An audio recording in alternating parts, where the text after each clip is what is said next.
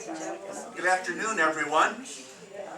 Welcome to section 3 of our 4 weeks of miscellaneous history. It started out as history of American holidays. And so we had Thanksgiving, and then we had 4th of July, and then I cheated. We put in the national anthem. The national anthem isn't quite a holiday. And then next week we're going to do Christmas. Many, many decades ago, Abner Doubleday invented the game of baseball. And people would come to baseball and they weren't really sure when to start the game. They weren't really sure when to start buying hot dogs and beverages. And he called up Francis Scott Key and said, "What can I do about this?" So Francis Scott Key wrote the national anthem so we'd have a way to start baseball games. Any other questions about the history of the national anthem? Okay. Yeah, I guess that's not quite the way it actually worked. Last week, you may recall, we finished up with about 1783. The Declaration of Independence had been written. War of Independence, the Revolutionary War, was finally finished.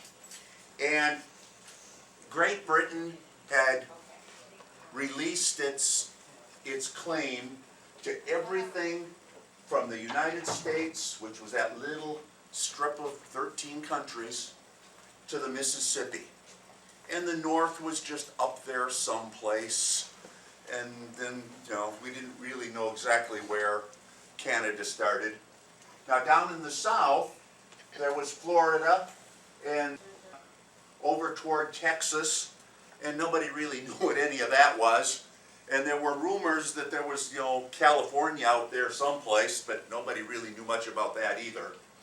So this is the way we found the country at the end of the Revolution. We didn't really own the Northwest Territory and the South Central states, but neither did anybody else. But Great Britain had finally said, okay, we'll release our claim, and you guys can be your own little countries and have your own little club of countries and so on. Well, obviously, if we were going to expand into that central area, we could do some from the Great Lakes. But boy, to that great heartland there, it was going to be hard to get to unless we had the Mississippi. And you can see here the Mississippi. Obviously, if we could use the Mississippi for trade, that would give us access to that Southwest Territory, the area that we would now call Louisiana and Arkansas and, places like that. But you can't get to the Mississippi without New Orleans. New Orleans really controls access to the Mississippi.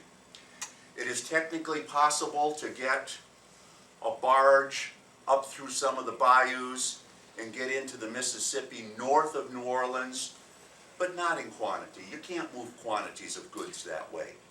The only way you're going to get ocean-going vessels up the Mississippi is to go through New Orleans.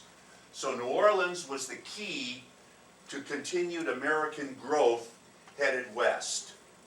There was just a little problem, though. New Orleans was owned by France. And you can still see that heritage. You go to New Orleans, you see all of the French language stuff and a lot of French customs there. It was owned by France, then it was owned by Spain, and then it was owned by France again, kind of. But we had to get access to the Mississippi.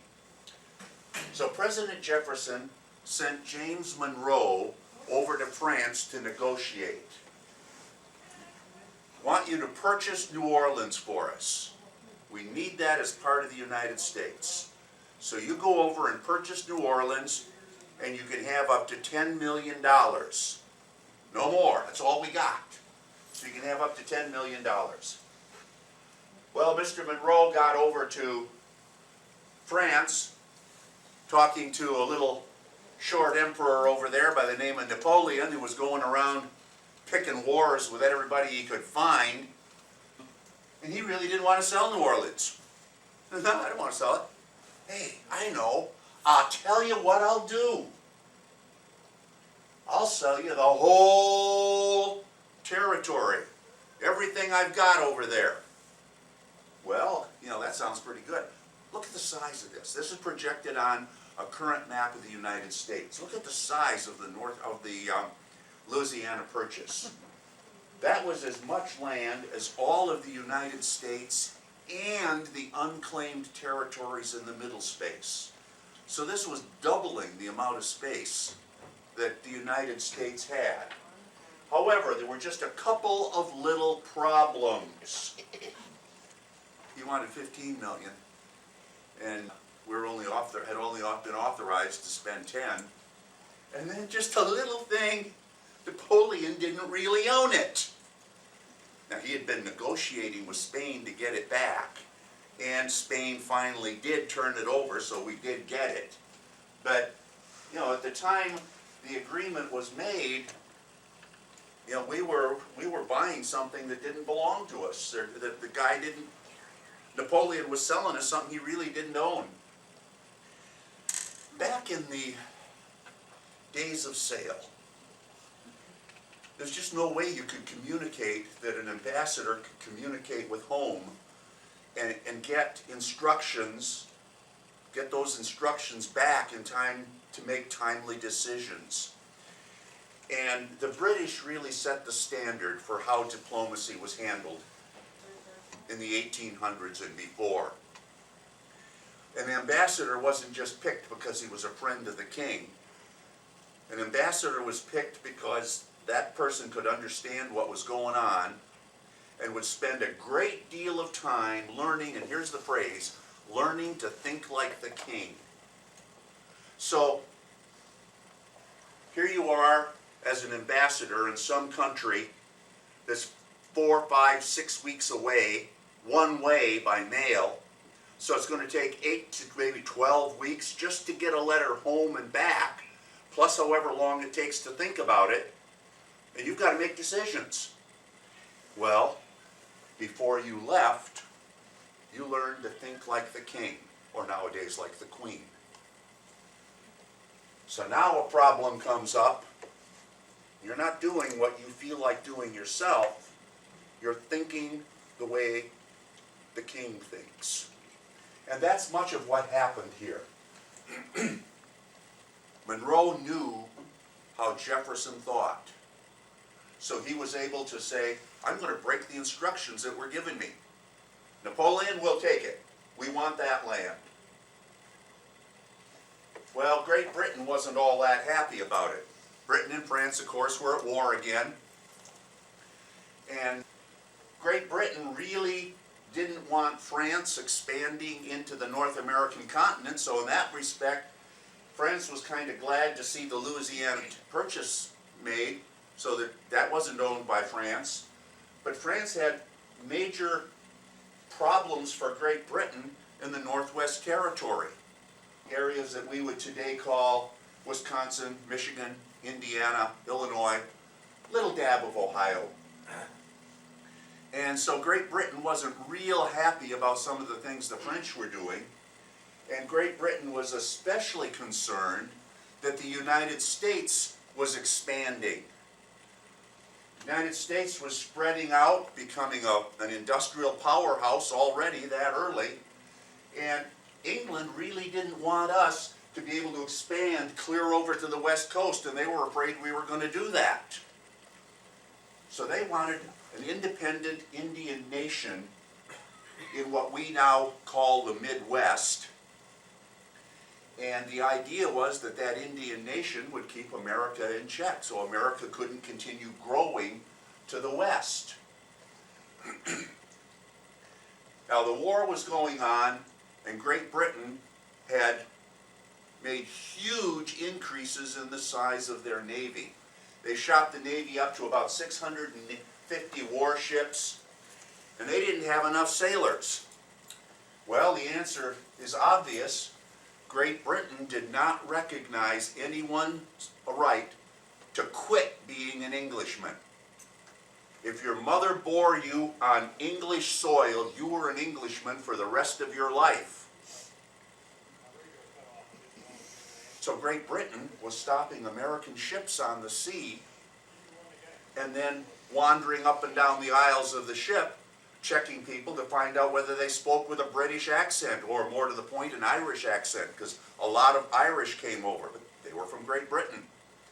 And so Great Britain was capturing these people, and I looked at that and I said, what are they doing, making them walk the plank? No, they're going over to the other ship. Remember how they used to fight in those days? The ships would actually come close enough that they would grapple them together, make a big raft out of two ships, and then they could walk back and forth. And so this is what's happening here. The British have come on to an American ship, found people who they claimed were British citizens, even though they were American citizens, at least we considered them American citizens, and we're taking them to be in the Navy. So that was certainly not something that the Americans approved of. So this brings us to 1812. You notice that's when the war started. Britain had some goals. They were at war with France, so Britain wanted to make sure that other countries were not sending goods to France. But we Americans were neutral. Neutral countries should be able to trade with anybody. Unless the British have enough warships to keep you from doing it. And so the British were very interested in preventing America and anybody else from trading with France or Spain. They were very concerned about American expansion. They really didn't want us to expand out to the West. I don't know when the term manifest destiny came into being, but there were people who really believed that America was destined to be from the Atlantic to the Pacific, from the North Pole to the equator. And there were people trying to make that happen, and I think Britain was afraid that it might happen. So they were very concerned. And then, probably even bigger concern was maritime supremacy. The Americans had been building industry like crazy. They'd been building farming, plantations, unfortunately. Nothing wrong with plantations, but it is when you're running with slaves. And so America was growing like crazy and shipping huge quantities of stuff overseas. And as a result, Americans were building more and more and more ships. And Britain had the most seafaring business of anyone in the world. And the Americans were catching up. And that was a real concern to Great Britain too, because that would have been a setback for Great Britain if America had been able to pass Great Britain in the world of commerce. The Americans were unhappy at the same time. America wanted free trade. They wanted to be able to build things, grow things, put them on ships and sail them any place, trade with whatever they were getting from those other countries, move it back and forth, however business declared it wanted to go. Definitely they wanted to stop impressment. Don't want the Brits to be able to board our ships and kidnap our people and make them become part of their navy. Don't want that happening. Oh, and another nice little thing. You know that buffer area of Indians? The British were taking in large quantities of muskets, tomahawks, and get this, scalping knives. And anytime there was a major problem on the western frontier, there were claims, often true, not always, that the Indians who were fighting were carrying British-made weapons. And so that was a bit of a problem from the Americans' point of view. Americans did not want Great Britain flooding the Midwest with lethal weapons to be used against the against the Americans. That slow mail really hit us in 1812. May 11th, Great Britain, and I don't understand how their parliament stuff works, but anyway, the new prime minister was Lord Liverpool. And Lord Liverpool was pretty much soft on America. He kind of favored America. He wasn't hawkish against America. Just 3 weeks later, unknown, this whole thing was unknown to President Madison, He asked Congress for a declaration of war. The next day, Congress voted, gave him his declaration. He signed it into law. So by June 2nd or 3rd, we were at war with Great Britain. Shortly thereafter, Great Britain released the embargo before they even knew we were at war with them. See the problem here? You know, if we'd had radio and so on, you know. So by the time a British ship was sent to America, we were already shooting with Canada over here. So that was a bad situation. There is a chance that if they had released the embargo and we had known it, maybe we'd have been able to negotiate the other things. Who knows? Who knows?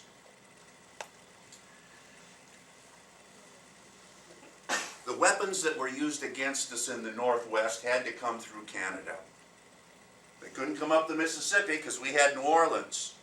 They couldn't come across from Canada because that was no man's land. It wasn't until the 1860s, really, that you could travel back and forth there by horseback or by wagon and still make it reasonably. So they had to come through Canada.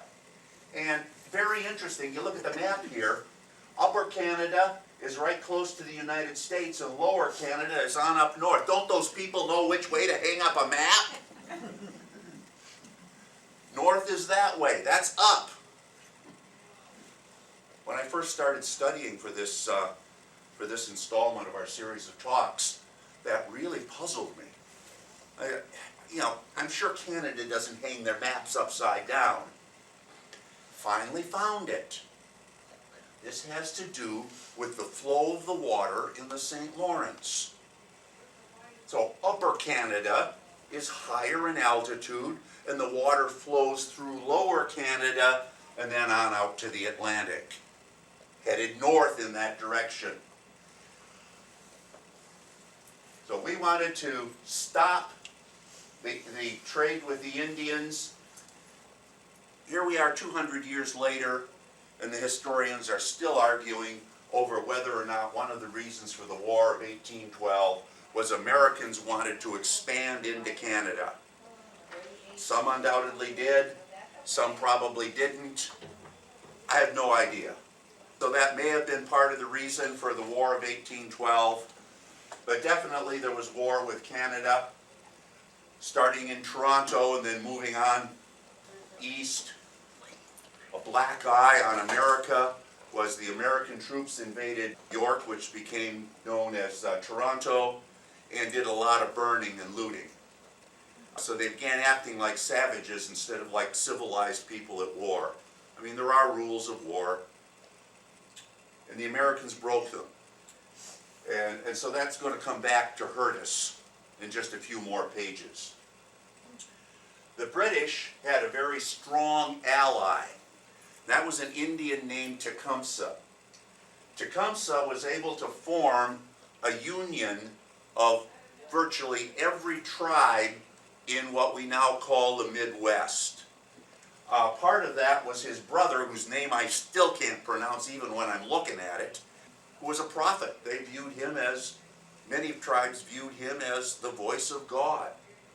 And so between the two of them, they were able to form a pretty good coalition that was able to be a formidable British ally against the United States in that northwest area and on up into Canada. A year into the war, Tecumseh died in battle, and the whole coalition fell apart. Some of the Indians decided to switch sides, some didn't, and they never did fight as a good, coherent, unified group after that. So with the loss of Tecumseh, that was really the end of Indian strong participation. About the same time, Europe was finally able to get rid of Napoleon for the first time, you know the story. So now, Great Britain had 650 ships in their navy and nobody to fight. They had only about 80, 85 ships over in the American area. Hey, no problem. So we can send a lot of ships over and we'll get these Americans under control. They had more sailors than they knew what to do with. So at this point, they quit kidnapping Americans. Impressment of sailors stopped. They were no longer afraid that the French were going to take over North America. So some of the reasons for the war started backing off. But remember, it takes time. It takes time to get the information. It takes time to negotiate. The British Navy had been able to get ashore, force their way to Washington, D.C., and as they were approaching Washington, D.C., the government was moving out, getting out so that they wouldn't be able to capture the president and so on and so on. As President Madison was worrying about getting the government moved to hold the country in operation, Mrs. Madison was concerned about the president's house. It wasn't called the White House yet. She was interested in saving such things as the silver, great portraits. So she was working with the servants, and they wanted to save this portrait of our first president, George Washington. And it was screwed to the wall, and the servants were fussing around trying to find the right screwdriver and so on. And Mrs. Madison said, "Stop, break the glass, get the picture out." Yeah, makes sense. She also intervened. The guys who were going to take it and hide it started to roll it, and she stopped and said, "No, that'll damage the picture. Carry it flat." I have no idea how you carry a large portrait flat with the enemy chasing, but they did manage to do it. So the reason we have that picture yet today is because Mrs. Madison protected it. British burned all the government buildings. Civilization was already returning to the war. Virtually no private residences or anything like that were burned. So it was the White House and all the other government buildings. When the soldiers arrived, they were so close on the heels of the president that the table was all set with food on the table. British soldiers ate the president's dinner that day. After they had burned the city and so on, they just pulled back. Something I didn't know until recently is when they were heading up there, General Ross, in charge of the British soldiers, needed a place to stay, a headquarters, and he took over the house of a Dr. Bean. It appears Dr. Bean was quite cordial, invited him in. "Yeah, sure, why don't you come stay here at my house? Hey, it beats having your house burned down." Dr. Bean is going to show up again in a few pages.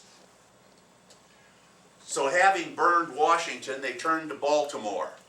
Now you notice Baltimore is only about 25 miles away, but it's more like 100 miles by sea.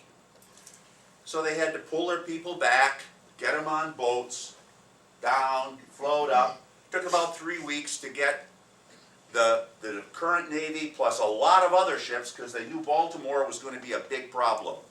So they brought a lot of other ships in, they brought extra soldiers in, and they were finally, 3.5 weeks later, able to attack Baltimore. Well, just before they attacked Baltimore, a group of British deserters were running around the Baltimore area pillaging. And a group of Americans under Dr. Bean, notice we don't have a picture of him. I was not able to find even a drawing of him. Chased them down and arrested them. One of them escaped, and of course he told a very different story when he got back to the British. You know, these awful Americans are out chasing us and capturing us, and that Dr. Bean is the ringleader. He's a hater. Got to get him. Ross says, "Wait a minute. I've been nice to him."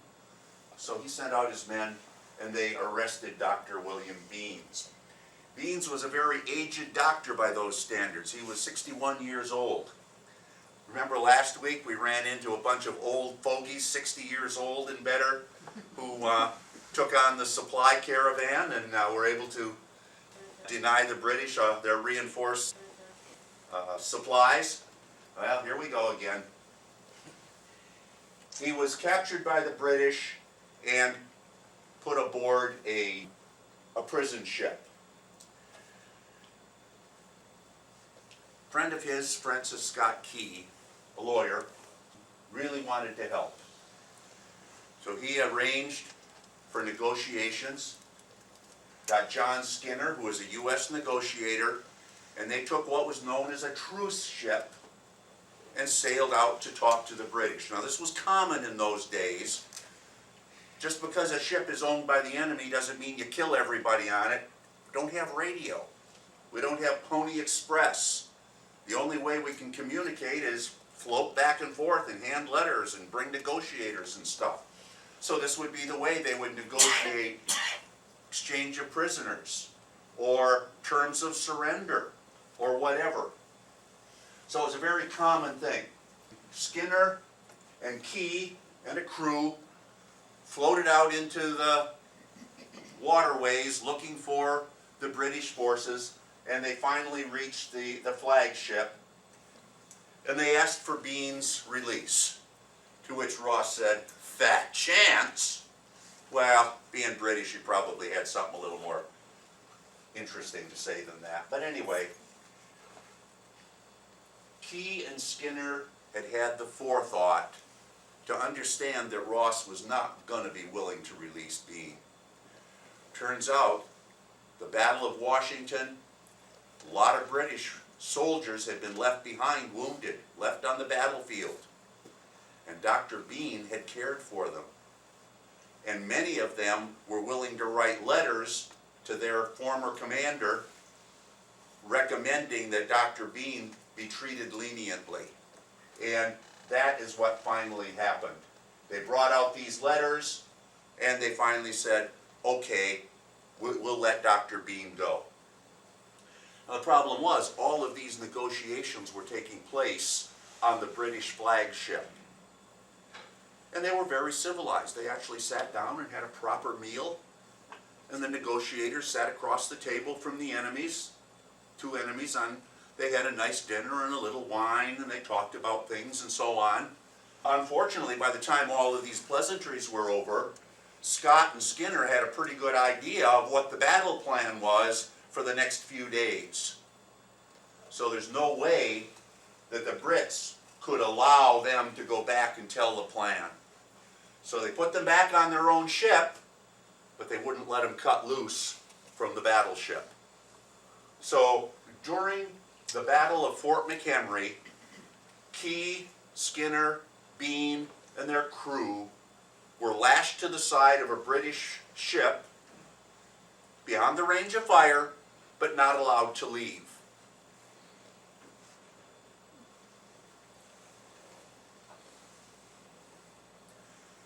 September 9th, 1814, the British got to the point where they were ready to attack Fort Mchenry. The guns at Fort McHenry had a range of about 2 miles. So the British Navy stayed back 2 miles so they could watch the cannonballs splash in the water. But many of the guns on the British ships could fire longer than 2 miles, so they were able to bombard Fort McHenry from out beyond the 2-mile line. Fort McHenry was under the control, under the leadership of Major George Armistead. For a year he had been preparing because it was obvious this was going to happen. He knew the British Navy was going to be coming. And one of the things that concerned him was he didn't have a decent flag. So he sent a letter to his superiors asking for funding to get an ensign to fly. It is my desire to have a flag so large that the British will have no difficulty seeing it from a distance. I like this guy. The battle line was about 2 miles away, the enemy flagship about 8 miles away. And Major Armistead wanted that flagship 8 miles away to be able to see the American flag and know that he was not surrendering. The order went to a widow by the name of Mary Pickersgill. She was a seamstress, a flag maker, but look at the order. He asked for a flag that was 30 by 42 feet. That's bigger than this room, folks. And it was to be made out of wool. Tough. And then he wanted a little flag that was only 17 by 25. So that would be maybe a little smaller than this room. That's his little flag. The reason he needed two flags, the little one was called a storm flag. If you ever had wet wool, yeah, it's heavy. You can imagine, it took, I think it was 19 men to fly the main flag to get it up properly. Can you imagine what would have happened if they had allowed that to soak up the rain? Okay, so they had a battle flag, the little 17 by 25 foot flag. Don't know what it was made of, probably cotton, so that it wouldn't be too heavy. The Battle of Fort McHenry, the weather turned bad at night, and so it would have been the storm flag that was flying at night. The weather broke by morning, and the good flag, the big flag, came up in the next morning. Look at the size of this flag. Flag had not yet been standardized by what we call standards for the flags. There were 15 states, so the flag was ordered to have 15 stars and 15 stripes. If you take a look there, you can see a picture of the actual flag. It was on display in the mid-1800s. You can see in the middle here where a cannonball had ripped through it, but it stood. Little hole. Interesting item. Look at the lower left-hand corner. Notice the standard hadn't been set. It's flying backwards. We didn't have a standard there. The standard for how to treat a flag hanging against a wall is that the stars should be on the flag's right, the audience's left, as shown on the left of this diagram. Notice at the lower left-hand corner there's some pieces missing. After the battle, this flag was kept in the family of Major Armistead. His children, grandchildren kept it, and once in a while, somebody was really wanting a souvenir, and they'd cut off a little bit of the corner and give it to him as a souvenir. And that's why that piece of the flag is missing. It was lent in 1902 to the Smithsonian, and a few years later it was gifted, so this flag is now the Smithsonian Institution in the history, American history, and I forgot what the name of that museum is called.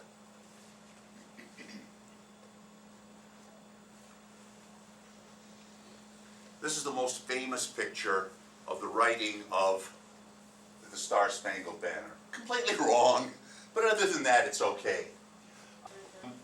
Notice he was not on a warship. See the big cannon there? No way. He was on an unarmed ship. You see two men, but you don't see Dr. Bean there. There would certainly not have been the young boys who were called powder monkeys. But anyway, you get the idea. 25 hours of bombardment of the Fort McHenry. Nighttime had come, the bombardment kept going. The next morning came, the bombardment was still going on. Key was up at the edge of his boat looking. Now I don't know if he had a spyglass or not, they certainly had him by then, looking to see. Oh, say, can you see by the dawn's early light? What's the last time we saw it? At the twilight's last gleaming. What are we looking for? Something with broad stripes and bright stars that was gallantly streaming all through the night. How did we know it was there? We couldn't see it. They were down to the storm flag. It was dark. They could see it because of the rocket's red flare. The bombs bursting in air.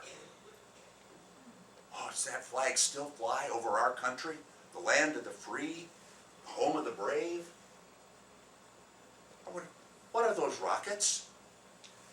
Rockets had been around for several hundred years. They'd been used by the military for a couple of hundred years. But they weren't all that effective. Late 1700s, British Army officer was interested in rockets. His name was Congreve. And British Army and Navy were not at all interested in these rockets. Our cannon have done just fine. We don't need your newfangled rockets. And so he was working on it with his own money. Now remember when we were kids, we'd buy these little rockets that had a stick and we'd put it in a pop bottle and light it and then we'd run and... Remember those? Some of you do. Okay. Okay. I always thought that stick was to stick into a pop bottle. No. That stick was to keep it going straight. They understood fletching on an arrow, but they had not made the transition to put fins on any other kind of weapon. So they had no idea of putting fins on the back of a rocket to keep it going straight. So what they did was they had these long poles behind, 25 to 30 feet long on a real military rocket. The legend is that rockets had a longer range than cannon. No, they didn't. The British had to get in really close to fire the rockets. However, rockets were very lightweight. A cannon with a 2-mile range would weigh several tons. Huge, hard to move. You can imagine moving it over ground where you'd have to have multiple teams of oxen to pull it through. Rockets didn't weigh very much. A well-trained and disciplined crew could fire a cannon once every minute and a half or so, if they were good. Rockets, they could fire many a minute. Now, they weren't very accurate, but boy, they sure made a lot of noise, and they scared the horses, and they dumped a whole lot of firepower on the enemy in a very short length of time. They were black powder, so as they were burning, they left a red flame sticking out the back and lots of black smoke. So all through the night you could see these rockets going through the black smoke, leaving this big glare behind them. For the most part, cannonballs were solid hunks of steel. By the War of 1812, they had invented cannonballs that could contain explosives, but they were so terribly dangerous that the Navy wouldn't use them. They were afraid they'd blow up their own ships. The British had built special ships, tough, hardened ships. They could have maybe 2 mortars that would shoot these cannonballs, because they couldn't shoot them at a low trajectory like we're used to. They had to shoot them way high. And I've seen pictures from this era and 50 years or so later, and they were always fat, short guns. I thought, why did they do that? Long barrel means you could get way more range with less powder. Somebody had to reach a match up there and light the fuse. I don't think you're going to want to try to reach way down a barrel and light a fuse. They hadn't invented self-igniting fuses yet. So they weren't lit automatically by the firing. They had to set the fuse and light it, step back and have somebody fire it. And as near as I can tell, that's the reason they had these short little cannons. Actually, nowadays we call them a howitzer. Picture a cannon on a ship. Pointing out the side of the ship, bang! Huge recoil, moves this 2 or 3 ton cannon back, rolls, pulls up against the ropes and stops. The ship wobbles a little bit and settles. Now, put the equivalent pointing almost straight up. What's going to absorb that recoil? The ship and the water. A couple of shots and the ship would be blown apart by the recoil of its own guns. That's why they could only put about 2 cannons to shoot these things on one ship. And they were specially built and reinforced. Called them mortar ships. So they were tough, terrible sailors. They were short and fat. They had sails, but they couldn't maneuver very well in bad weather. And they didn't have room for any other cannon besides these 2 big bombardment cannons. So they always had to have 1 or 2 warships with them for protection, and at least 1 other ship to carry supplies. So it was really a big deal. So sitting back, Fort McHenry, 2+ miles away, they would fire these things off, and it would take from 20 to 30 seconds, depending on the caliber and so on, before that bomb would land on Fort McHenry. So the fuse had to be set for the right distance, right time, be lit, bang, and if you saw it, you could usually see a little bit of sparkle as it went through the sky. And then as it was coming down, if you set the bomb right, it will explode near the surface. Blow the bomb apart. That didn't do much. It would break into 5 or 6 pieces, and with any luck, nobody'd get hit by it. It wasn't like shrapnel or shot. They weren't that sophisticated yet in their munitions. But it would be a tremendous shock. It'd be a big shock wave. A shock wave such that it would break structures. And depending on the height, it could also start fires. So it was a very significant thing. These are the bombs bursting in air. I always thought bombs were dropped from airplanes. What were they for? Bombardment. Bombardment. That's where the term bombs came from. I didn't know that till last week.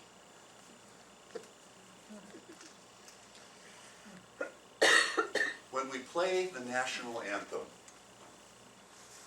those of you who have been in the military service have earned the right to salute the flag. And you salute according to whatever the rules are of the branch of service in which you served. Those of us who have not been in the military service don't salute the flag. We pledge our heart to our country by putting our hand over our heart. If you're wearing a hat, those of us who have not been in the military take off our hat, cover our left shoulder with the hat, and that again puts your hand over your heart. If you are not a citizen of the United States, it is our request, it is not a law. It is our request that you stand quietly at attention while we sing our allegiance to our country. There are no official rules for wheelchair and other bound people who are handicapped, and so we simply suggest that if you are going to be present while the Star-Spangled Banner is sung and you are in a wheelchair, you come as close to the rules as possible. Military, perfectly proper to salute in a seated position. Civilians, perfectly proper to pledge from a seated position. Others, perfectly proper to sit quietly in a reverential or honorary position from a seated position.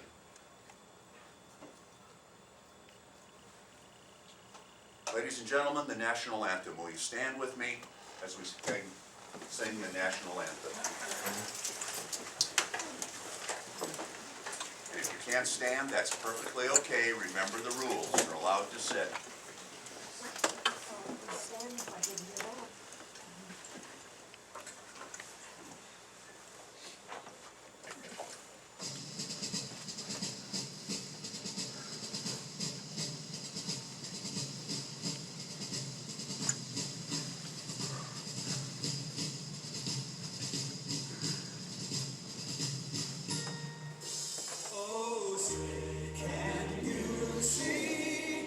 By the dawn's early light.